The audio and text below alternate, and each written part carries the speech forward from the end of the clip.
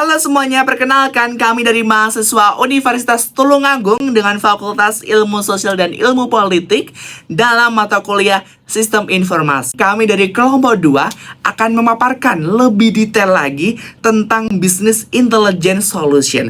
Penasaran seperti apa? Langsung aja nanti kita simak bersama ya tentunya. Teman-teman semuanya, kalau boleh tahu kalau perkembangan teknologi informasi itu menyebabkan jumlah data yang dihasilkan organisasi itu semakin hari semakin besar dan kompleks tentunya. Data tersebut berasal dari berbagai sumber seperti transaksi, pelanggan, dan juga aktivitas operasional. Oleh karena itu, diperlukan business intelligence atau yang disingkat lebih dalam BI untuk mengolah data menjadi informasi yang dapat digunakan dalam pengambilan suatu keputusan. Mungkin kamu di sini masih bingung ya, tenang aja. Kami akan memaparkan lebih detail lagi tentang Business Intelligence Solution. Simak videonya ya sampai akhir. Saya akan menjelaskan pengertian Business Intelligence. Apa itu Business Intelligence? Adalah teknologi dan proses yang digunakan untuk mengumpulkan, mengolah, dan menganalisis data menjadi informasi yang berguna.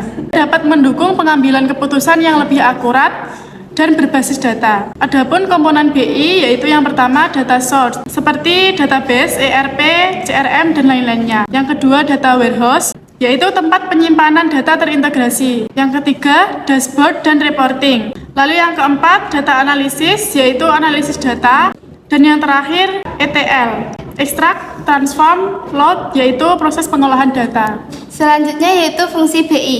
BI memiliki berbagai fungsi penting bagi organisasi. BI mampu mengolah data mentah menjadi informasi yang bermanfaat dan mudah dipahami. Selain itu, BI juga berfungsi untuk memantau kinerja organisasi, mengidentifikasi tren bisnis, serta membantu dalam proses perencanaan dan evaluasi strategi perusahaan. Berikutnya yaitu peran BI dalam pengambilan keputusan. BI berperan besar dalam mendukung pengambilan keputusan strategis. Dengan BI, manajer dapat memperoleh data secara real time sehingga keputusan yang diambil lebih cepat dan tepat.